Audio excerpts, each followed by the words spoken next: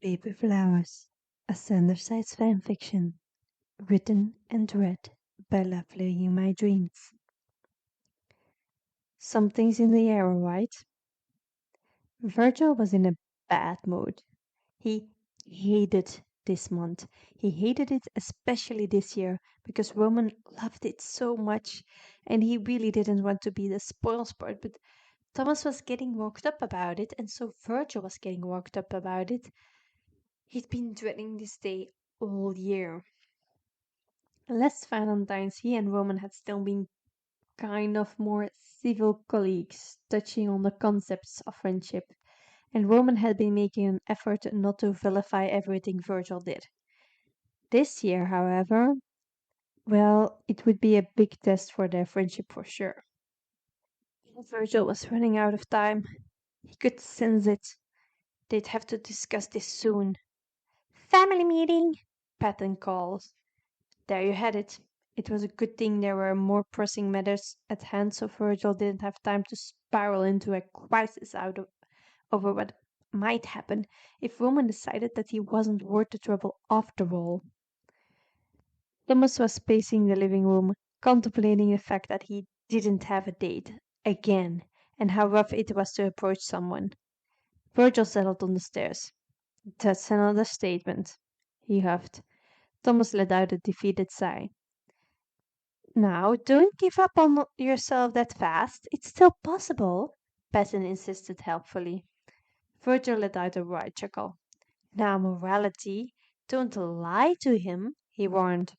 There was no use getting everyone here even more worked up on forcing things. There was no one on the radar. The deadline was maddening. This was just pointless torture at this point.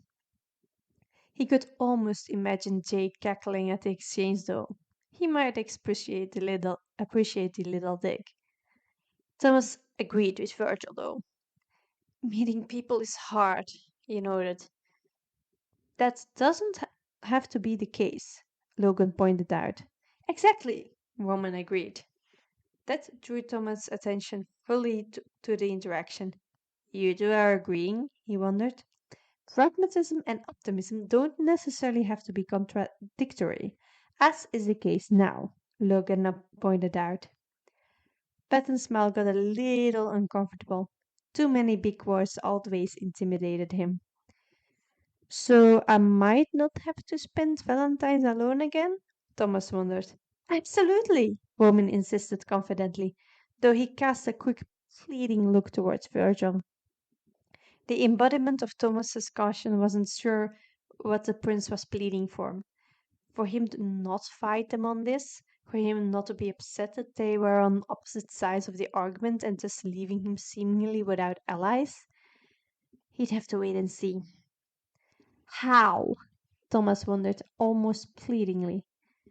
We just gotta go about it the right way, Patton announced. Put our heads together and make a game plan. First, we'll need someone to practice on. Virgil made a face. He did not like the sound of that at all. But who? Logan wondered. It seemed like Roman was thinking deeply about that conundrum too. Patton looked a little bashful when he threw his suggestion in the ring. Each other? The effort it took Virgil not to bare his teeth and hiss in response to the visceral reaction this had on all of them. Talk about awkward. Thomas, of course, was opposed to this too. No, no. How about we use my friend Valerie? Valerie, Virgil asked in disgust at that idea. Valerie was fun and sweet and pretty. Also a girl. The cringe of flirting with her was only minimally preferable over the idea of Patton trying to flirt with him. But Thomas was determined. Valerie, he nodded. That is barely better, Virgil insisted. He was ignored, though Roman did offer him a sympathetic look, at least. So, explain to me how you would go about securing a date with Valerie for Valentine's Day, Thomas insisted, hopeful to get some results. Yeah, ID. Don't. Don't even try. Virgil tried, not very hopeful. Patton huffed a little impatiently. Now, anxiety. If you don't want to participate, just sit this one out, alright? He suggested a little firmly. Dude was still in his firm dad vibes, still thinking he could just duffel up Virgil into being a suitable side to prove that hadn't given up on him. Virgil was sort of starting to believe that maybe Patton hadn't just been trying to pull him into the group because of what Jenna said. He would feel like he had to dad him anyway. That sounded like him. He was not convinced that Patton really, truly wanted to be closer to him, though. He clearly still found his everything very unnerving. It was something that the embodiment of morality should at least try, though, to redeem bad seeds. Sooner or later, Patton would decide that he tried enough and that Virgil was irredeemable and leave him alone. Like now, trying to get him to just go back to his room and sit this one out. Ridiculous. That's not how I work, he pointed out, ready to try to explain that he couldn't be turned off for a bit just for their convenience. Frustratingly, Logan decided he wanted to speedrun this and not waste time on Virgil and visualized Valerie to be at his side. Now, he said decisively, I know we are all about to get into some big, confusing discussion, but there is no need to overcomplicate things. If only that were true. If human interaction was simple and clean cut, Virgil's life would be so much easier. I have the solution. The trick to getting a date is just to be completely upfront and honest, alright? Virgil supposed he had a point, but the way he demonstrated it was incredibly painful to watch. Even when the others pointed out how Logan's approach was what it was, his second attempt was not much better. His grasp on human interactions was, well, he was not emotional or social intelligence for sure. His summary of the process showed that. Virgil was pretty proud of his sim senior and impressed at Logan's probably unintentional funny rebuttal. Thomas didn't think it was funny though. And it was Virgil's job to point out the flaws of his plan and thus showed Logan that his approach was incredibly creepy. Roman was not deterred though. He insisted they needed gusto, poetry, and maybe a bagel, as Patton just suggested. Virgil appreciated Logan pointing out that his first choice of a bone was ill advised. It seems like the two were about to get into a whole Shakespeare and sonnets thing until Patton objected. I mean, I wouldn't recommend reading someone else's words. You need to say what's in your heart, he announced, passionately. Virgil scoffed. Come on. If you do that, you get all tongue-tied, jumbled, confused, he pointed out slowly. Morality held fast though and visualized Valerie, insisting the solution was writing it out beforehand, and then failing miserably at solving the problem Virgil brought up. His solution? Harassment, apparently? Heavily objected to by Virgil and Logan, and of course Thomas. Roman was just a little speechless. Okay, Patton relented a little sheepishly, realizing his mistake. Luckily. Then you make them something, like a drawing, he offered, as he demonstrated his point. Roman voiced one possible worry. What if they think it's just a gift from a friend? Or worse, Virgil grinned as he demonstrated the potential partner hating the gift. Finally, Patton was at the end of his great ideas and got to his point. You should try to make them feel special. Don't talk about yourself so much and make sure they feel heard. Not entirely wrong either, but still pointless given what they were going for. And Roman wasn't very enthused by the idea of not talking about himself, though he was capable of it if he already liked you, and that's fine too interesting. Logan pointed out the problem with Patton's approach when considering a potential stranger, and their favorite prince jumped on that right away. Agreed. There's a way to simultaneously make them feel special and show them how awesome you are, he announced. How? Thomas wondered. Virgil's skepticism might have been bleeding through a little. You find out what might be making their life difficult, Roman explained dramatically. Yeah? Patton read captivated by Roman's performance. And you kill it! That caught Virgil off guard. What? That seemed extreme, even for Princey. Roman was undeterred, though, demonstrating an epic battle and a proposal and whipping out the Spanish to boot. There is no way he could do any of that. As impressive as it was to see Roman do all those feats, Thomas didn't live in Princey world. Virgil understood that Roman was getting a bit carried away by the subject and everything, but he too was reaching his limit, and so he lashed out. Besides, weddings are nothing but outdated, expensive pageantry, he begged. That got Roman's defensive. What? He asked, hurt, almost angry. Anxiety, that's enough, Patton insisted, and any thought of backing down went straight out of the window for Virgil. He directed the next one to Patton. Plus, the diamond industry is incredibly unethical, he stated smugly. Patton looked absolutely devastated to hear that.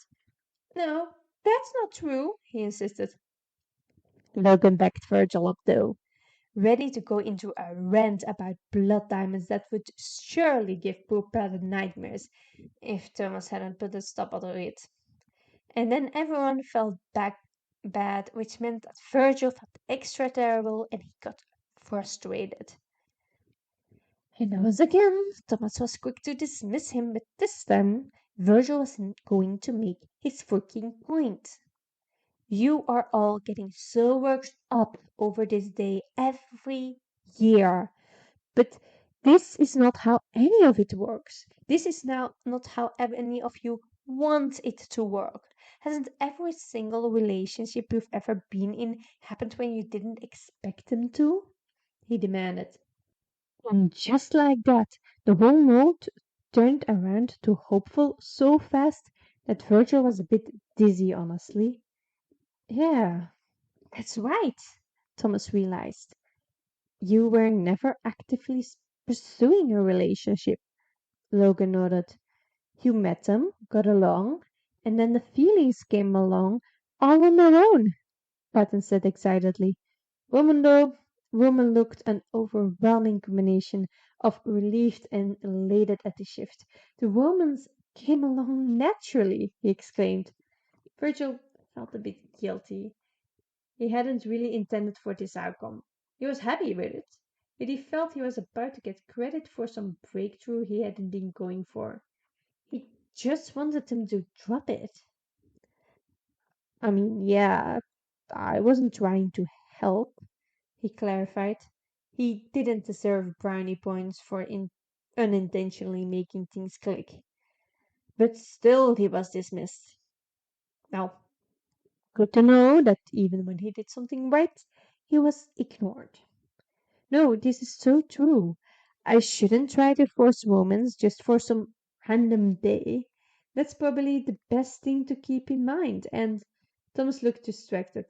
Probably because Patton was distracting, that because he was already not invested in the discussion anymore and was playing patty cake with his envisioning of Valerie. Morality, pay attention for a bit longer, please, Thomas pleaded. Patton pouted but gave a nod and allowed Thomas to finish his thought.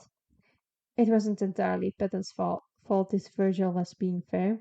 It had been an intense day, and Patton was probably in need of some de-stressing himself. He wasn't going to say that aloud, though. Too sappy. Thomas finished the meeting by summarizing all their suggestions as good things, a compromise. Wow, almost like they were supposed to all disagree but each bring a valid piece of the puzzle to the table. Oh no. What Virgil did appreciate was that Thomas pointed out that Valentine's could be about all kinds of love. Work, family, self, friends, all good to celebrate. Sadly, Thomas also suggested to practice some self-love right then and there. He appreciated Roman trying to distract others with his antics, or maybe he was just practicing his own self-love. The others did not appreciate it. Well, you have glasses, like nerds, Roman pointed out. Virgil couldn't help but chuckle. One, it was funny, and two, it implied that Virgil was not subjected to the not as handsome clause. What are you laughing at, Hot Topic? Roman challenged with a smirk. Oh, now it was just too easy. Oh, you think I'm hot? Sadly, he and Roman were both pushed to say the words. Well, Roman said the words. Virgil implied them during the rest.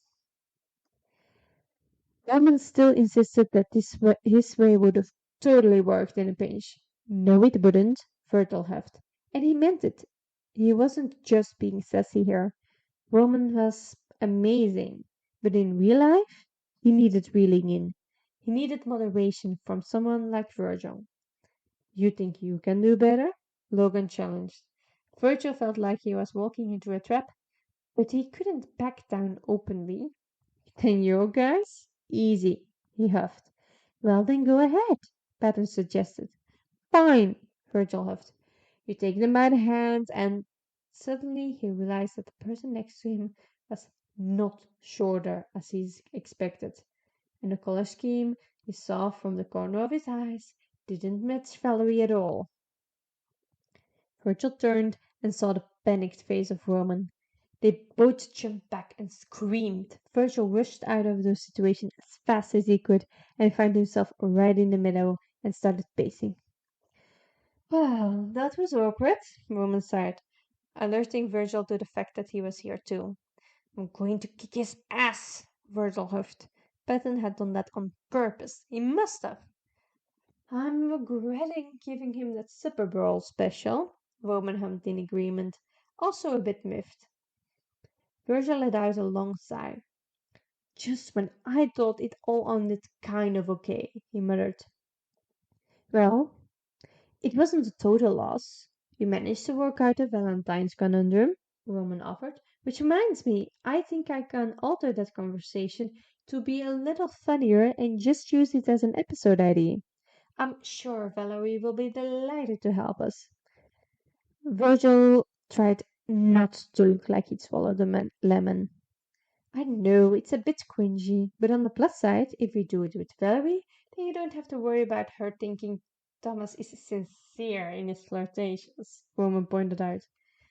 Virgil guessed that was a good point somewhat. Oh, and I have so many Valentine's gifts to prepare now, the prince added excitedly, already heading to the door. Virgil reached out. Shouldn't they talk? Was he overthinking? He nearly called after Roman, changed his mind, and withdrew his hand. Roman didn't think there was anything to really discuss, so things were probably fine, right? Oh, and Virgil? Roman said gently. Virgil looked up and saw Roman had turned to him in the doorway. If it really bothered you, I'll leave the end bit out. Don't worry, he promised. Virgil blushed a little. I mean, it's fine. Not like we have to do it on purpose for the video. I'm sure the fans will think it's hilarious, he muttered. Roman chuckled. They'll quite enjoy it, I imagine, he agreed. Thanks for your trust. All joking aside, you are important to me, Virgil. You know that, right? He insisted. Virgil smirked. Yeah, yeah, you too, you big sap. Get to work, he insisted. Roman nodded and left, leaving Virgil to think about platonic valentines and grand gestures. You are beyond giddy. The latest Sundersides video dropped yesterday, and the shippers were thriving. Personally, we're a fan of the whole Prince and Anxiety are somewhere in their friendships or lovers' journey, and morality has an unrequited crush on logic concept. Most agree that some kind of romantic drama was going on among the sides. Well, not really, of course, but it was fun to think about anyway. Prince and Anxiety are a popular pair for sure, since they were both based on the Van characters that were already heavily shipped together. And now they had held hands! You giggle a little as you work on your Valentine's present for the series. Chances of Thomas seeing it were slim, but it was kinda nice to work on something for Valentine's, even though you didn't have a date. Once you were done, you could maybe call your old friend again. You hadn't spoken in ages. Maybe they were free on Valentine's too. You chuckled to yourself. Valentine's might not be so bad. Virgil was hanging out in the dark side for Valentine's for a bit. Show the others that he hadn't forgotten about them, but also there was something he wanted to tell Janice. A big thing. Something that might end in another fight. But it was important. Luckily, the other two residents didn't have the attention span to hang out for that long before pursuing some kind of interest of their own. Virgil took a calming breath. He could do this. So, are you finally going to tell me what's been on your mind? Not that I'm curious what has you pulling your sleeve so hard. They might be 2 sizes longer by now, Janice drawled. Crap. Of course Janice would know there was something. Alright then. You weren't laughing. I told Roman my name, Virgil said. That had Janice frozen. When? He asked tensely. Sometime last March, Virgil shrugged, trying to make it sound like not such a big deal. I see. Virgil cringed. You are upset. He nodded. Now, why would that be? Janice mused casually. Because I didn't tell you about it until now, but I did that because it was hard to believe it would last this long, and I figured if I mess this up and no one knows about it, then it won't be as bad. But it's been a year and we're still friends, and I guess I wanted you to know that I decided I could trust Roman. I'm keeping it on the down low because I don't know how the others will respond to it, and I don't want them to change what me and Ro have put together, if that makes sense. Virgil explained clumsily. This was hard. Hmm, Janice mused, looking at his nails as though not that interested in the conversation. Virgil started, wanting to fix whatever had Janice so bothered.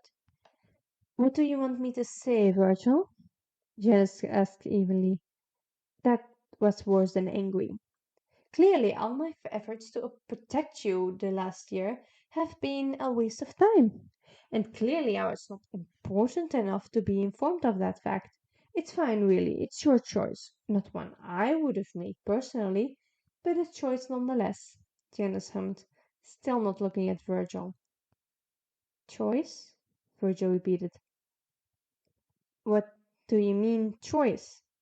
His mind was reeling, spinning, spiraling, jumping. To accept an olive branch, to see the effort woman put forward, and to be my friend, and to appreciate and reciprocate that effort, to tell you when I felt ready to tell you about it, despite you pushing and pulling me every which way and us only being back on proper speaking terms for 2 months. Now he was getting angry. Or are you still on that it's one or the other bullshit?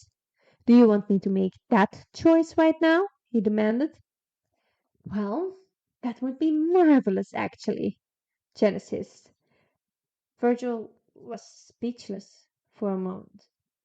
Oh, he had hoped. Well, the seat. Virgil hissed his former friend's title with venom. I won't be keeping you in suspense any longer. I guess I'll take my leave, he said. He turned around as fast as he could to hide the fact that tears were jumping to his eyes. Before Janice could do anything, be it an apology or another twist of the knife, Virgil was up the stairs. He fumbled for the key, but then something caught his attention. Look in thy glass, and tell the face thou viewest. Now is the time that face should form another. It came from the commons. Virgil glanced around the corner of the stairs and realized what was going on. Roman was citing sonnets, but he wasn't alone. In front of him on the couch was Logan, surrounded with piles of notes and collections of poems and sonnets, no doubt.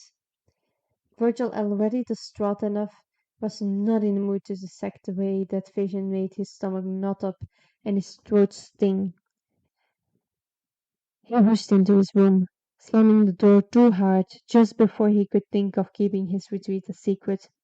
He threw himself on the bed and curled up, letting himself just wallow in the terrible bad feelings that had kind of been eating at him since the Valentine's talk had happened and had only worsened now that he had sort of burned his bridges with Janice and possibly everyone downstairs. And now Roman was making nice with logic and probably deciding that he was better best friend than Virgil. He was so stupid. Now he was all alone. Not that he wanted to be friends with someone who made him walk on eggshells like Janice had been doing lately. Good intentions or not, Virgil was tired of having to be the bigger person and pulled teeth so Janice would let him make his own decisions. The key he still held clenched in his hands was pulsing. Roman? He wiped his eyes with his sleeve and got up to open the door. Just a little. What do you want? He asked. Well, you are upset, so I wanted to check in with you, and I wanted to give you your Valentine's gift, Woman stated, undeterred by Virgil's gruffness. Typical. No giving up once he had his mind set on something. Virgil opened the door more. Fine, he muttered as he walked into the meadow. If Virgil's face was a mess due to the badly wiped away tear tracks, Woman didn't mention it. Want to talk about it? Roman wondered. Virgil let himself drop into the field and crawled up. I took a chance, and it went worse than I feared it would, he muttered. Roman sat down next to him. I'm sorry to hear that, he offered, not prying any further. I told thee that I told you my name. He didn't take it well. I think we're not friends anymore, he sighed. The silence followed. Why, may I ask why? Roman wondered. Virgil shrugged. A gesture or something. I just thought maybe if he knew, he'd lay off a bit. And maybe it would show you that I'm not embarrassed about being friends with you. Just in case, he explained. Virgil, I'm not wounded, Woman stammered, at a loss for words. I know. He did, though. I don't know. Virgil groaned, burying his head deeper into his knees. It's not your fault, though. This was coming at us no matter what. Dee was going to either have to be seriously changing his tune or I'd be tired of his drama, he insisted. He might have, he might regret whatever he said to hurt you, Woman offered. Maybe. He's unlikely to admit that, though, Virgil mused. You put yourself out there, risk the confrontation with the seed. As a gesture for me? Woman surmised. Kinda. Also adjusted for him a little. Trust. Trust that he didn't deserve. Clearly, Virgil huffed. Still, I know how big something like this is for you. I appreciate it.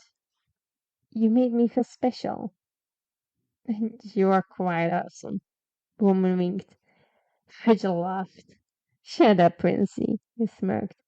Fine, but before I do, a small token of my appreciation for you, Roman announced as he dropped something on Virgil's head. Virgil perked up and felt at the foreign object. It was made of paper. It's a laurel crown, Roman offered.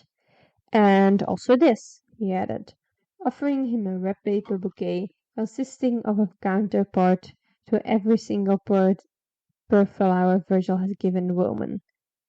Thanks, Virgil smiled, and he meant it. I am sorry if I interrupted something, he added. Just some poetry talk with Logan, Roman shrugged. Turns out we both like it, he added. Another good thing to come from that disastrous exercise, Virgil huffed. It could have gone way worse, Roman insisted. Yeah, we could have ended up on practicing on each other, Virgil pointed out, making his friend blush and shut up. Good. I wonder if Patton has a crush on someone and that's why he suggested it, Virgil mused. That successfully distracted Roman. Virgil wasn't going to address the jealousy he felt when he realized Roman was having some kind of fun get-together with Logan. He was not going to make Roman feel bad about being likable. He could share. He'd learn from Janice's mistakes. Roman was clearly not obsessing over what Virgil said or didn't say during the Valentine's discussion, or thought anything of hanging out with Logan all of a sudden. Virgil was not going to make this a thing. Roman deserved better. Okay, and that was this week's chapter. I can guarantee another chapter next week. I'll see if I manage to write another chapter in the upcoming 2 weeks. Until then, though, as of this writing, the Q&A chapter is still in progress. So if you want, you can ask me your questions for these versions of the sites. Canon compliant for this fic though, which might be a little bit more complicated than just whatever you want. But if you do have some fun questions, let me know. And they're probably gonna make it into this chapter. Have a very nice weekend. I'll see you next week. Bye.